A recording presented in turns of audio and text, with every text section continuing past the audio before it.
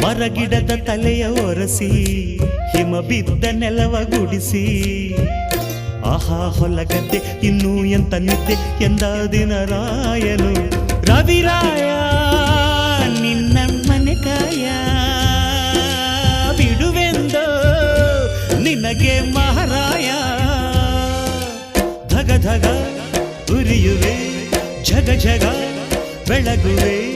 ನೀನು ಬರದೆ ದಿನವಿಲ್ಲ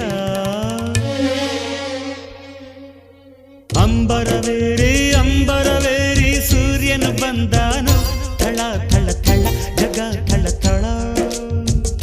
ಫಳ ಫಳ ಫಳ ಜಗ ಫಳ ಫಳ